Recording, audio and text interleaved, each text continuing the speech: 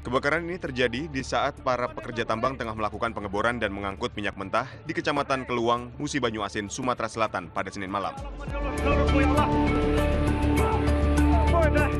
Warga serta para pekerja tambang panik melihat kobaran api yang secara mendadak menghanguskan lokasi tambang mereka.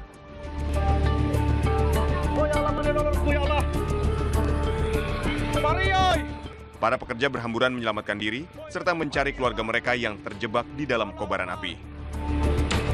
Polisi masih melakukan penyelidikan penyebab terbakarnya tambang minyak ilegal dan mengamankan pemilik tambang ilegal. Di sini saya sampaikan bahwa benar telah terjadi kebakaran illegal drilling di areal HGU Hindoli, tepatnya di Blok I28 dan I29. Telah kami amankan satu orang selaku pemilik.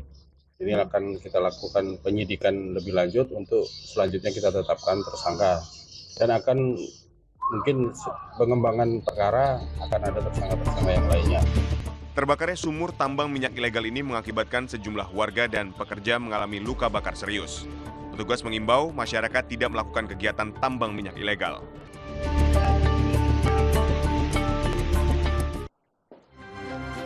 Assalamualaikum pemirsa, apa kabar Anda? Semoga sehat selalu ya. Sebelum kita mulai aktivitas hari ini, kita update dulu seputar informasi menarik agar pagi Anda lebih berisi. Bersama saya Doni Permana, inilah Cakrawala selengkapnya.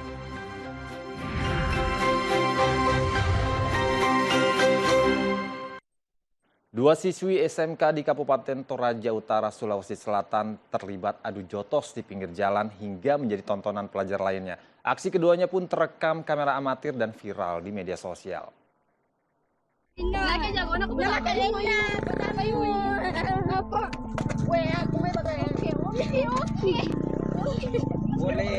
Dua pelajar putri dari SMK 1 Toraja Utara dan SMK Nusantara saling adu jotos di pinggir jalan dekat persawahan. Perkelahian tersebut terjadi di latar belakangi hubungan asmara, di mana diketahui kedua pelajar tersebut diduga berebut kekasih yang akhirnya berbuntut panjang. Keduanya berjanjian untuk bertemu dan terjadilah perkelahian. Mirisnya, perkelahian justru dikompori oleh pelajar lain. Mereka kabur dari lokasi kejadian setelah warga yang melintas memergoki mereka terlibat adu jotos. Rekaman video amatir perkelahian dua pelajar putri ini beredar luas dan viral di media sosial. Unit Perlindungan Perempuan Anak PPA Polres Toraja Utara pun bergerak cepat menghubungi pihak-pihak sekolah untuk melakukan pertemuan. Kami dari PPA Polres Toraja Utara mendatangi pihak sekolah. Kemudian pihak sekolah mempertemukan dan dihadiri sama keluarga. Mereka adakan kesepakatan untuk berdamai dan tidak memperpanjang masalah ini di kemudian hari. Sementara itu, pihak sekolah yang telah dikonfirmasi menyebut bahwa pertemuan kedua orang tua siswi dan para siswi yang terlibat perkelahian sudah dilakukan dan tercapai kata sepakat untuk berdamai dan berjanji tidak akan mengulangi perbuatan tersebut. Dan kami masih akan melanjutkan pembicaraan besok bersama dengan Bapak Pengawas dan Kepala Sekolah bersama dengan beberapa tim untuk memutuskan langkah-langkah selanjutnya yang akan kami tempuh seperti ini. Yang jelas kami sudah memberikan pembinaan kepada anak kami. Pihak sekolah juga segera mengambil langkah tegas untuk membina siswi mereka yang terlibat perkelahian.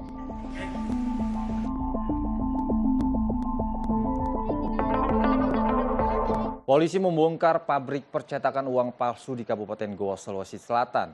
Yang mengejutkan, pembuatan uang palsu ini diduga dilakukan di dalam kampus ternama yang disinyalir melibatkan oknum dosen dan staf kampus.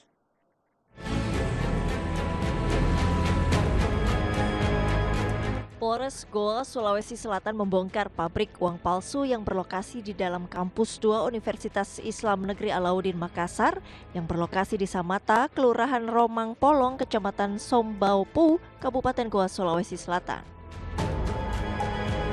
Sebuah ruangan yang digeledah polisi pun tampak berantakan. Yang tak kalah mengejutkan, praktek pembuatan uang palsu ini diduga melibatkan oknum dosen dan staf kampus. Kendati sudah masuk tahap penyidikan, pihak kampus masih enggan buka suara soal kasus yang tengah ditangani Polres Goa, Sulawesi Selatan ini. Tidak ada. Itu tadi ada Infonya diperiksa ya Pak Rektor? Diperiksa Pak. Ini ruangan yang dicek ya? Apa saja Pak? Tidak ada pernyataan ya. Nanti setelah rilis kepolisian. Jadi tadi apa Jadi dicek tadi tadi apa Pak? dicek itu, Apa Pak? dicek di Setelah dalam ada Pak? rilis kepolisian ya. Ruangan apa tadi yang dicek Pak di atas? Nanti setelah rilis kepolisian. Tidak boleh kita mengungkapkan apa-apa. Pengungkapan pabrik uang palsu berawal dari temuan uang palsu senilai Rp500.000 di wilayah Kecamatan Palangga yang telah diidentifikasi. Dari temuan inilah polisi mengembangkan dan berhasil mengungkap peredaran dan lokasi produksi uang palsu. Sedikitnya ada 100 jenis barang bukti yang telah disita oleh penyidik Polres Goa dan 15 orang telah ditetapkan sebagai tersangka. Sementara uang palsu pecahan 100.000 yang disita berjumlah 4.467 lembar dengan total Rp446.700.000. Saat ini kami Polres Goa sedang menangani perkara uang palsu. Ya, kami dimulai di awal Desember tahun 2024. Ya, bahwa benar saat ini sudah ditingkatkan ke penyidikan. Ya, sudah kami tingkatkan ke penyidikan. Kami mohon waktu dulu dari sahabat rekan bahwa ini masih kita kembangkan lagi. Perkara ini masih kita kembangkan lagi. Saat ini kami sudah mengamankan 15 tersangka. 9 sudah kita lakukan penahanan. 5 dalam perjalanan dari Mamuju, 1 dalam perjalanan dari Wajo. Polisi masih mendalami motif dan peran masing-masing tersangka. Pemirsa, proses ekshumasi dan autopsi bayi yang diduga tertukar di Rumah Sakit Islam Cempaka Putih, Jakarta telah dilakukan. Rencananya sampel jasad bayi akan dibawa ke Pusdokes Cipinang guna mengetahui hasil tes DNA. Polres Metro Jakarta Pusat bersama dengan tim forensik Rumah Sakit Polri Kramat Jati telah merampungkan proses ekshumasi jasad bayi yang diduga tertukar pada September lalu di TPU Semper, Jakarta Utara. Kapolres Metro Jakarta Pusat Kombes Pol Susatyo Purnomo menyatakan proses ekshumasi dilakukan untuk mencari keterangan, juga meyakinkan apakah bayi tersebut benar tertukar atau tidak. Pihak Polres Metro Jakarta Pusat juga telah mengumpulkan rekaman kamera pengawas CCTV dan akan memeriksa sejumlah saksi dari pihak Rumah Sakit Islam Cempaka Putih. Nah, ini semuanya kita akan kaji ya, sehingga nanti kita tunggu hasilnya mungkin sekitar 2 minggu ya.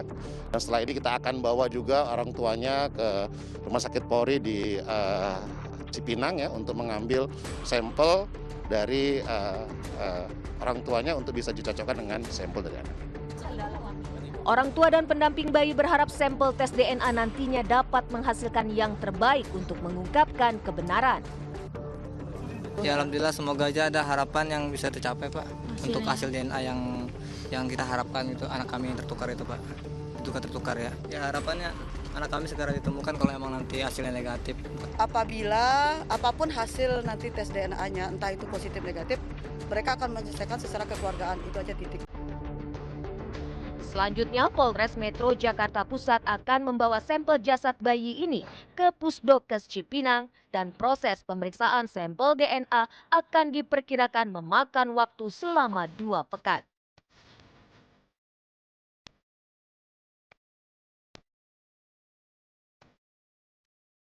Lady Aurelia Pramesti bersama dengan Sri Meliana didampingi pengacaranya berinisiatif mendatangi kantor polisi untuk memberikan keterangan terkait kasus yang membelitnya.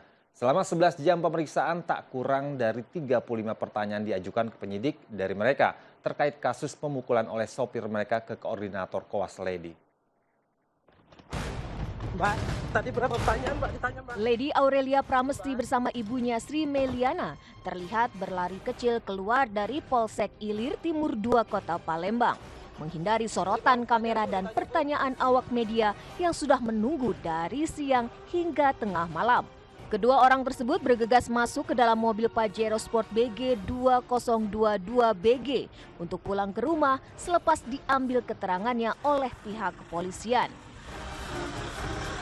Kronologis bagaimana bisa ada sopirnya dan lain sebagainya, pokoknya seluruhnya. Kenapa sopir bisa masuk ke dalam ruangan? Biasanya nah, itu sopir yang ditanyakan ya Bang. Di luar. Alasannya kenapa? Kalau itu sih tergantung ya, karena apa? Karena pertama sopir ini bukan sekedar sopir, dia memang keluarga. Kalau dengan hubungan dengan ibunya itu bisa dianggap sebagai sepupu. Pemeriksaan ini sendiri dilakukan dari jam 1 siang hingga jam 12 malam. Di antara pertanyaan yang diajukan penyidik adalah bagaimana kronologinya hingga ada sang sopir di dalam kafe bersama dengan Ibunda Lady. Selama ini kami sudah beberapa kali mediasi, tapi belum bisa bertemu, dan juga kita sudah melakukan si Lady juga sudah WA pribadi kepada si Lutfi permohonan maaf, tapi belum dijawab. Sebelumnya kasus ini sendiri bermula terkait permasalahan jadwal piket koas dokter akhir tahun antara Lady dan koordinator koasnya Lutfi yang berujung pada aksi kekerasan yang dilakukan oleh sopir keluarga Lady.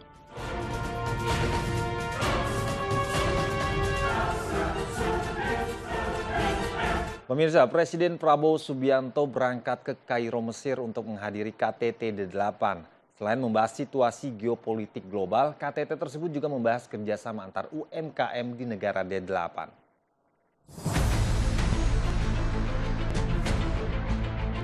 Presiden Prabowo Subianto kembali melakukan lawatan ke sejumlah negara. Presiden berangkat dari Bandara Halim Perdana Kusuma, Jakarta Timur, dengan tujuan pertama adalah Kairo, Mesir, untuk melakukan kunjungan kenegaraan dan menghadiri KTT D8 pada Selasa pagi. Kunjungan ke Mesir ini merupakan yang pertama kali bagi Presiden Indonesia sejak tahun 2013. Menurut Prabowo, Mesir merupakan sahabat dekat Indonesia yang menjadi mitra strategis bagi Indonesia. Di Mesir, Prabowo akan melakukan pertemuan bilateral dengan Presiden Mesir Abdul Fattah el-Sisi. Keberangkatan Presiden diantar langsung oleh Wakil Presiden Gibran Rakabuming Raka dan sejumlah menteri. Salah satu pembahasan di KTT D8 tersebut adalah kerjasama pemberdayaan antar UMKM. Selain mengunjungi Mesir, Prabowo juga berencana mengunjungi Malaysia untuk bertemu dengan Perdana Menteri Anwar Ibrahim.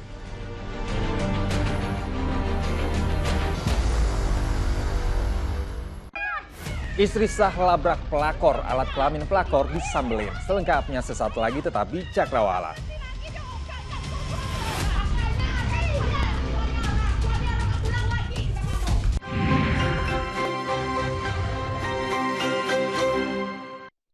Terima kasih Anda masih setia menyaksikan Cakrawala bersama saya Doni Permana. Pemirsa, tawuran remaja di Cianjur, Jawa Barat menewaskan orang tua salah satu remaja yang terlibat tawuran. Polisi berhasil menangkap 4 pelaku peserta senjata tajam di rumahnya.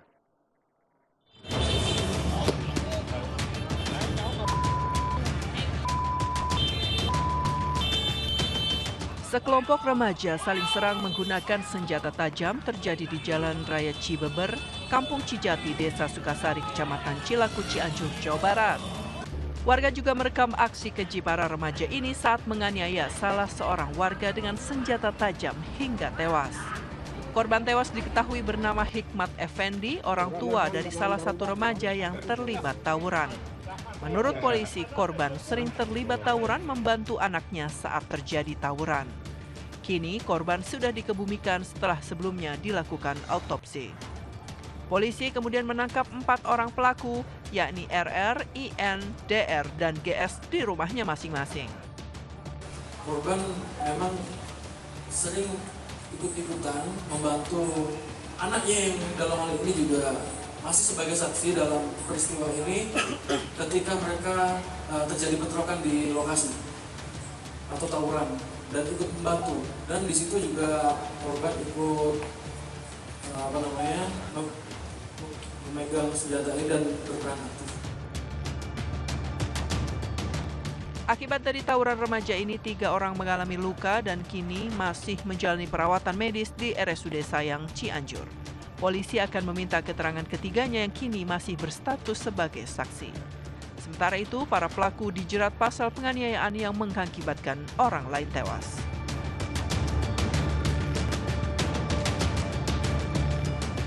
Pemirsa, pembunuh siswi SMP asal Serdang Bedagai, Sumatera Utara yang tewas dalam karung goni akhirnya terungkap. Pelaku merupakan pecandu narkoba yang tega membunuh hanya untuk mengambil sepeda motor milik korban.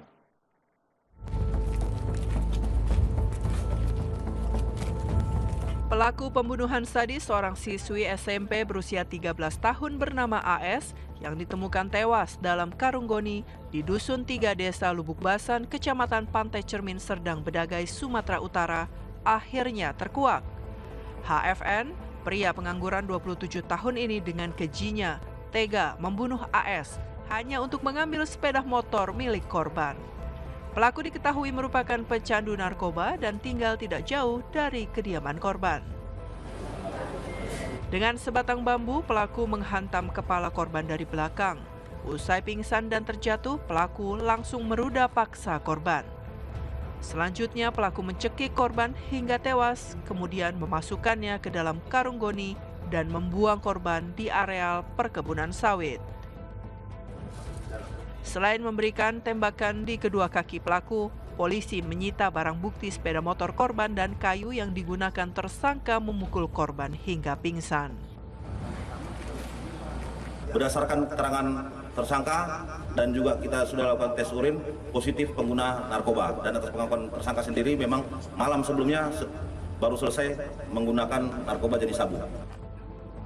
Atas perbuatan keji pelaku, keluarga korban berharap aparat penegak hukum mengganjar perbuatan pelaku dengan hukuman setimpal.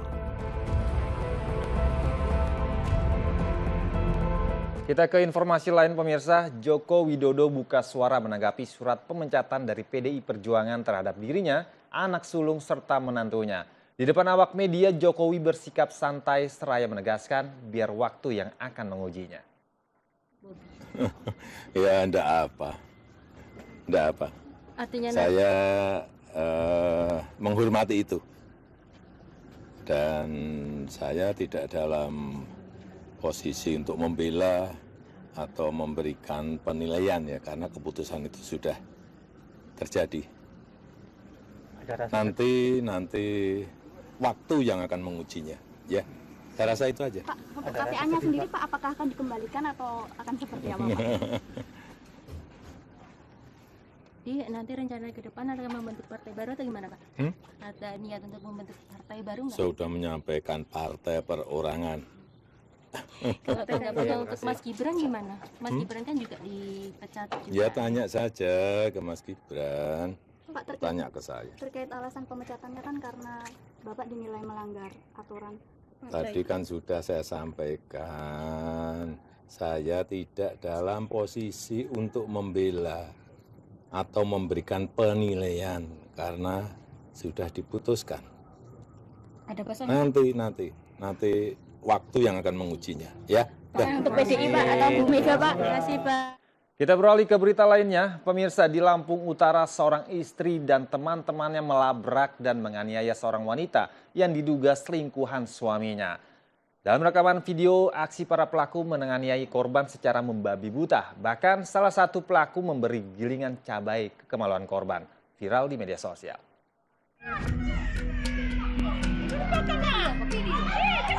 Rekaman video penganiayaan yang dilakukan oleh seorang istri sah dan teman-temannya yang melabrak dan menganiaya perempuan yang diduga selingkuhan suaminya viral di media sosial. Peristiwa ini terjadi di rumah korban bernama Wulandari di Desa Ciamasi, Kecamatan Sungai Utara, Kabupaten Lampung Utara, Lampung pada hari Minggu 1 Desember 2024 lalu. Rekaman video memperlihatkan tersangka Desi Elianti bersama teman-temannya mendatangi serta menganiaya dan menuding korban sebagai wanita simpanan suaminya. Mirisnya, penganiayaan tersebut dilakukan para tersangka di depan anak korban yang masih balita. Selain menganiaya korban, para tersangka juga mengoleskan cabai ke alat kelamin korban, hingga korban tidak sadarkan diri hingga harus menjalani perawatan di rumah sakit. Saya sakit hati Pak, suami saya selingkuh sama Wulandari. Terus? Dia saya tahu udah 8 bulan nggak pernah ngasih kami nafkah lagi. Mbak ngelakuin penganiayaan itu dengan siapa?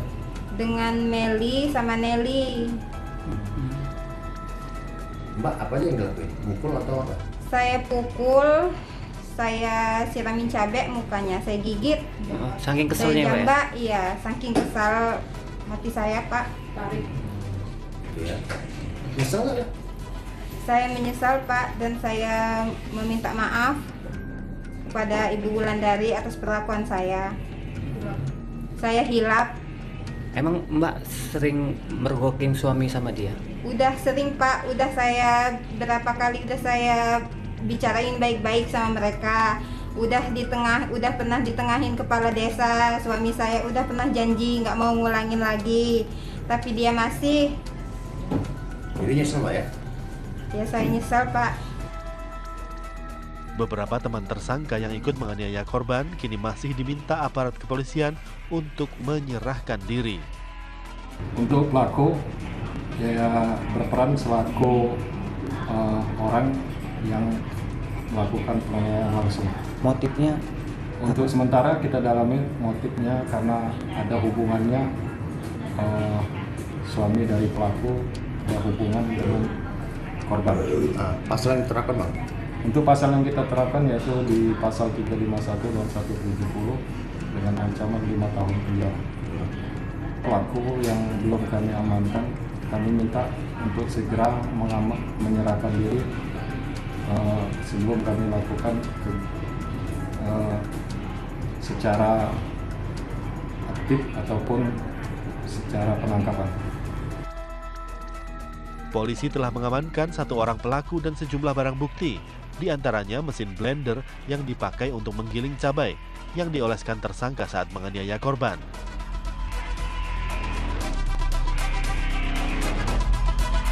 Pemirsa, pasukan Israel nekat memperluas pembangunan permukiman di wilayah dataran tinggi Golan yang dicaplok dari Suriah.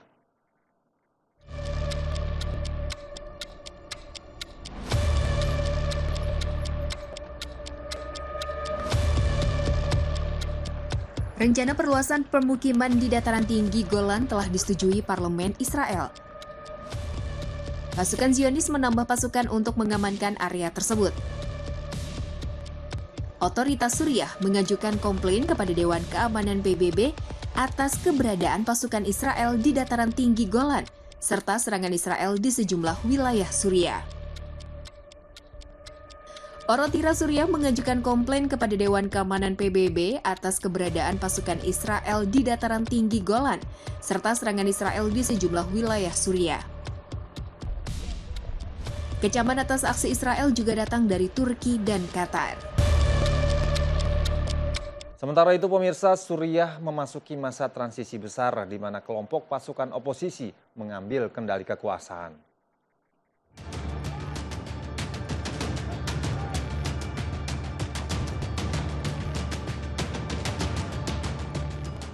Pasukan oposisi dikerahkan di penjuru wilayah untuk mengatasi kekacauan setelah rezim Bashar al-Assad digulingkan.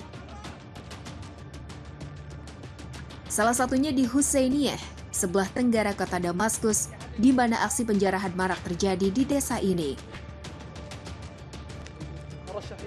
Aksi pengerusakan simbol-simbol rezim Assad termasuk foto-foto dan arsip di kepolisian juga marak dilakukan warga Suriah sebagai bentuk kemarahan mereka terhadap rezim yang berkuasa selama puluhan tahun itu.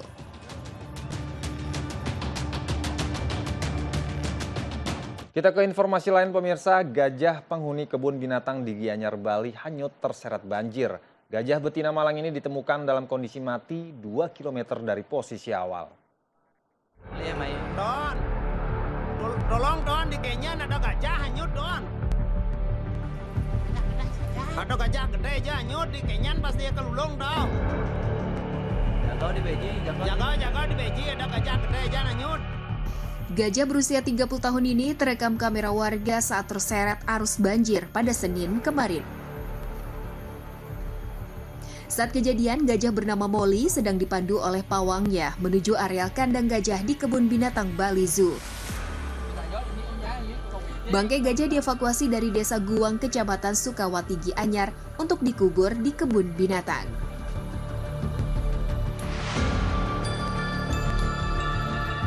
Pemirsa, 3 Menteri Kabinet Merah Putih menguji coba kereta api direct train dari stasiun Gambir menuju Yogyakarta. Uji coba tersebut sekaligus melihat kesiapan angkutan moda transportasi kereta api menghadapi libur Nataru serta liburan sekolah. Dan berita ini sekaligus menutup perjumpaan kita pagi ini. Saya Doni Permana beserta kru yang bertugas pamit undur diri. Tetap semangat dan wassalamualaikum.